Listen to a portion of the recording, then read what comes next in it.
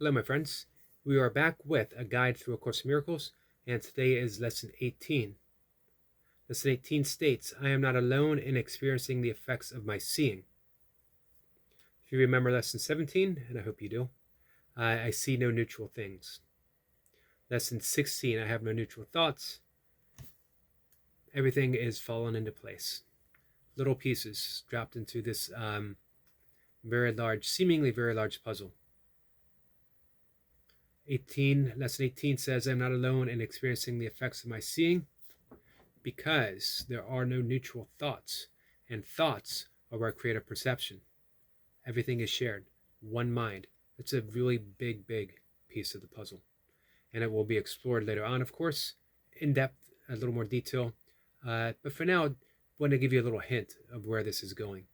One mind. And guess whose mind that is?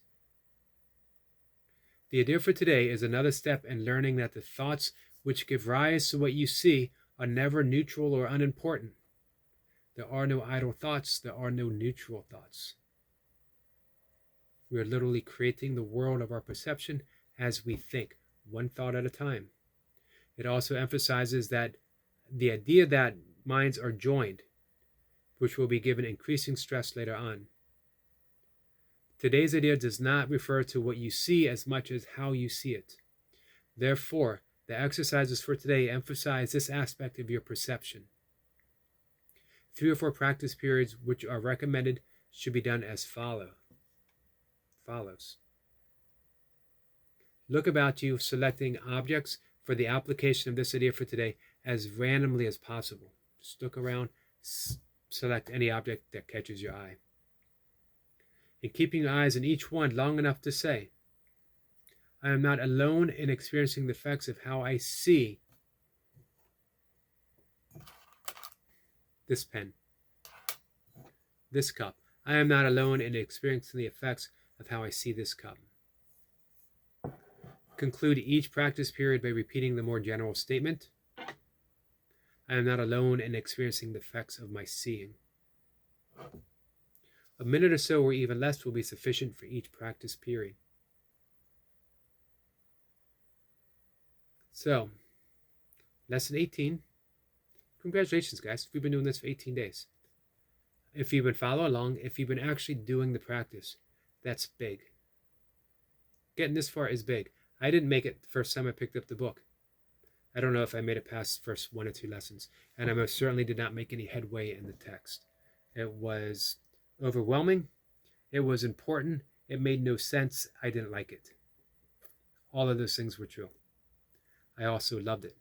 I also knew that eventually I would finish it. I don't know when, but I knew I would.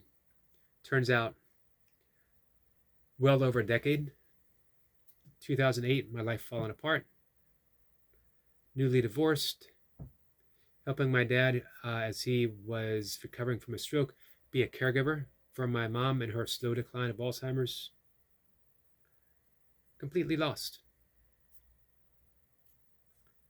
My wife was in Iraq at the time as well. So I was separated. I was not yet divorced.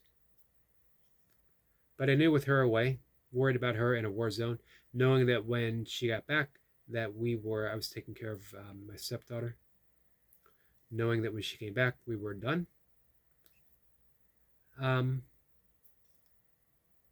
Made the Course a priority. Peace of mind. I did not want her coming home to any resentment on my part.